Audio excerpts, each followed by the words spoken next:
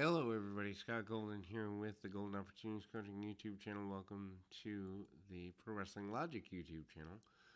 This is the NXT report for the 11th of January 2022. We open with Braun Breaker in ring promo. There's a you deserve it chant running through the Performance Center. Braun Breaker begins his promo. Thanks Ciampa for calling him a great performer.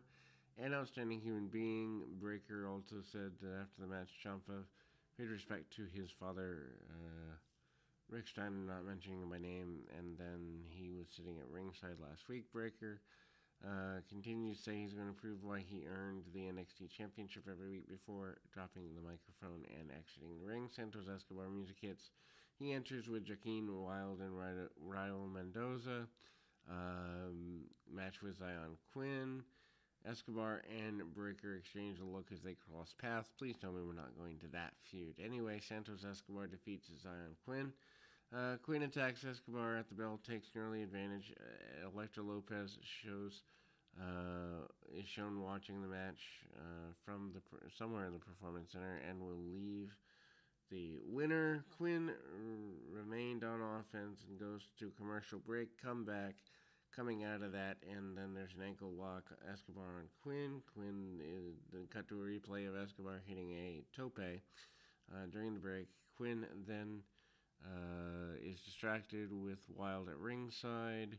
Quinn then looks for making a comeback by Mendoza, getting up on the ring apron and provided a distraction and allows Escobar to hit from behind. Escobar then gets nailed and is about to ram Quinn in the steel post. However, Lopez blocks that from happening. Lopez and Quinn then stare at each other for a little bit, and then Lopez seems to imply she would leave with him. Quinn turns around, kick in the groin. Escobar then managed to hit the Phantom Driver for the win. Escobar, Mendoza, and Wilde and Lopez all celebrated ringside. Cut to Tony D'Angelo delivering a backstage promo about his upcoming match with Pete Dunne. Tried to be a nice guy and said he let Dunne off with a broken hand. D'Angelo said Dunne is just like the dogs. He needs to learn who's in charge. Mandy Rose segment, NXT champion, women's champion Mandy Rose, shown posing poolside with a team of photographers taking pictures. She said she held up the NXT title. Rose said that every week people tune in to see her because NXT 2.0 is all about Mandy. She then tells everyone to watch her and keep staring. Cameron Grimes defeats Damian Kemp, a relatively new person. Cameron Grimes returns to NXT 2.0. Shortly after the match begins, Malcolm Bivens is shown watching things from ringside, and Bennett mentions that he might be scouting the diamond mine. Bivens then begins clapping when he saw Kemp hit a suplex on Grimes. Grimes then quickly turns things around and lands a flying crossbody before hitting the cave-in for the win. Yells that he's coming for gold into the camera before leaving the ringside area. Joe Gacy cuts a backstage promo along with Harland about Dusty Rhodes Classic. He says he plans to use the platform to demonstrate that no matter someone's size, skill, or experience, everyone has equal opportunity. Within the Dusty Cup, he then assisted his opponents tonight. They'll be in a safer space. On commentary, they mentioned Von Wagner being fined and suspended for his actions last week when he attacked several members of the NXT universe. Malik Blade and Andros Endes defeats Joe Gacy and Harland DQ in the Dusty Classic play-in match. Don't like this concept. Gacy then started off with Enofe and then gets an early advantage and 2 count off of Uranagi. Blade then tags in and lands a dropkick on him. Enofe hits some double team moves. Gacy then tags in Harland and takes out both of his opponents. He then has aggression, wound up costing his team the match. However, Harland keeps striking Malik in the corner, and the ref continues counting to 5. Referee then calls for the bell to disqualify Harland and Gacy. With that, Blade Enofe disqualifies Dusty Classic, and Gacy and Harland do not. Imperium vignette airs. They run down lazy, gluttonous Americans and speak out about how to achieve success through hard work, punishment. Then Tony D'Angelo defeats Pete Dunne with Crowbar in a pole match. Not exactly a fan of this. Both Dunne and D'Angelo take turns going around the crowbar before D'Angelo suplex, and we go to a commercial break. Come back from the break, D'Angelo still in control. Dunne then quickly fights back and hits a neckbreaker and eventually makes a run at the crowbar. D'Angelo stops him. D'Angelo attempts to use a crowbar to hit Dunne hard, and then this time Dunne's able to escape.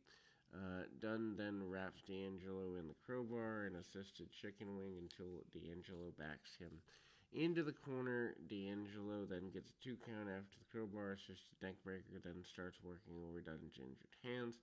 Finish then comes shortly after Dunne's opponent wraps him in a triangle, but D'Angelo is able to get his feet on the ropes. D'Angelo gets up to give him a save, and Dunne then hits a double leg takedown on a chair, tosses him into the pole, and then hits crowbar and gets pinned. Grayson Waller interviews, and they go in the back, talks about how main event is tonight, and then goes back into main events permanently after beating AJ Styles later. Indy Hartwell, Patricia Perez, and Wendy Cho are shown in the back. Indy Hartwell, Patricia Beretta, and Wendy Cho defeat Case Catanzaro, Kaden Carter, and Amani Miller. Honestly, a very flat match here. Luckily, we're getting to the end of the show. A couple more matches and we're out. This show is already dragging. Wendy Joe curled up in a corner, rested on a pillow. While the match begins, Briggs and Jensen are shown in the back watching the match on the monitor. Bennett speaks about them wanting dates with Catanzaro Carter. Cho then tags in and is, despite sleepiness, manages to suplex and move out of the way. Gets a count on Miller. L6 exchange moves and then go into the ring before Cho curls up and on the mat and approaches being taking a nap again as Miller manages to attack her. However, Cho kicks her and traps her in Peralta, then lands a facebuster on Miller before Hartwell tags in. Hartwell and Peralta seemed pleased with their partner, and they celebrate in the ring. MSK is shown in the back in front of the Dusty Cup talking about history making and repeat for the year. Dakota Kai then won the cup last year. Raquel Gonzalez wanders into the scene and said nothing divides friendship more than success, and stares dramatically at the trophy, teaming up with Gonzalez again or something like that. And anyway, Kaylee Ray is shown in the back with a photo shoot taking place. Voice off camera tells Ray the photo shoot has been for Mandy Rose, and they didn't like that. Rose shows up for photo shoots, never defends the title. She smashes a bunch of photography equipment with a baseball bat. So Sikoa versus Boa goes to a double countout. Boa has an early advantage in Sikoa control. Things spill into the outside. However, Boa manages to take control after ramming his opponent's head into the steel post. Boa then gets a 2 count double underhook suplex. Sikoa then fights back with a series of strikes and senton. The match then spills to the floor before fighting on the outside. Referee counts 10 and then calls for the bell, counting out both men. Sikoa and Boa keep brawling through the performance center as camera cuts away. AJ Styles is interviewed backstage, and then the fashion shows for Boa and Sikoa what they love about NXT. And Grayson Waller. Styles says he's going to win the Royal Rumble. I guess that means he's in it. anyway. And main event WrestleMania first going to beat Grayson Waller. And then back from the break, Sikoa and Boa are still fighting backstage. Sikoa tosses Boa to the other side. As Sikoa leaves, they go to pick him up. However, Fireball bursts in his face. Boa then stands up and reveals he's now wearing face paint and looking like a darker persona. Vic Joseph then reveals Von Wagner's suspension has been lifted. Fine has been paid, but he doesn't know by who. Carmelo Hayes and Trick Williams in ring promo. And then, Carmelo's announced as North American champion with no mention of the Cruiserweight title. Comes out with just one belt. Hayes said last week that he's the toughest challenges of his career and had a moment of silence for Roderick Strong's Cruiserweight title reign. Hayes then gets more accomplishments in months in the company. He says his title is the A Championship. AJ Styles music hit and comes out for the main event with Grayson Waller. Exchanges glances with Williams and Hayes before heading to the ring. Then comes back from the break. Hayes and Williams were leaving. Found Cameron Grimes hanging out by their car. He let them know that he's coming for Hayes' championship. There's also talk of going to the moon. Styles defeats Grayson Waller. Styles gets an early advantage in the mat, works over Waller's leg a bit, and then hits him with a backbreaker body slam and a knee drop before getting a 2 count. Styles then hits a drop kick, causing Waller to spill to the outside. Waller then turns things around. Shortly after, he gives Styles a draping neckbreaker on the ropes and then hits a big clothesline on the floor before we go to commercial. When he comes back from the break, Waller and Styles hit the neck crank. Styles then makes comeback not long after.